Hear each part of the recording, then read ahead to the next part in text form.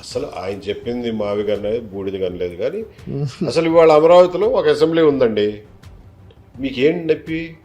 Assembly నడుస్తుంది కదా, మీకు ఏమైనా కుర్చీలు సరిపోవట్లేదా, బెంచీలు సరిపోవట్లేదా, కంఫర్టబుల్గా లేవా, మైకులు పనిచేయట్లేదా, ఏమైనా పైనుంచి ఏమైనా రూఫ్ కారుతుందా, ఏంటి మీకు ఇబ్బంది? Assembly is running. సెక్రటేరియట్ 5 బ్లాక్లో 6 బ్లాక్లో ఉన్నాయి, నడుస్తున్నాయి సెక్రటేరియట్. మీకేమి అక్కడ చోటు సరిపోక వరండాల్లో కుర్చీలు వేసుకుని ఎవరు కూర్చోట్లా. It is adequate. హైకోర్టు ఒకటే కొంచెం ఇరుకయ్యి కొంచెం ఇబ్బంది పడుతున్నారు వాళ్ళు. సో ఇప్పుడు దానికి ఎన్ఎక్స్ అని చెప్పి హైకోర్టు పక్కన ఎన్ఎక్స్ అని ఒక 4-5 కోర్టులు అందులో పెట్టుకున్నారు. ఒక రకంగా చూస్తే కొన్ని సౌకర్యాలు లేవు కానీ హైకోర్టు కూడా నడుస్తుంది. హైకోర్టు నడుస్తుంది, సెక్రటేరియట్ నడుస్తుంది, అసెంబ్లీ నడుస్తుంది. అసలు ఇంకా మావిగాని ఎందుకు నీకు? ఆల్రెడీ ఉంది కదా అమరావతిలో, the whole setup is there.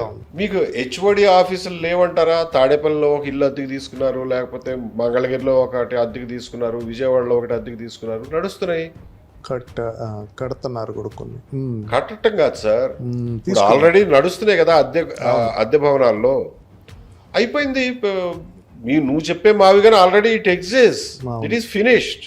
ఇంకా నువ్వు కట్టేది ఏంటి వచ్చి మావిగాని బూడిది? It's a completely nonsense that what he has taught. There is no need to do anything more as it is to run a state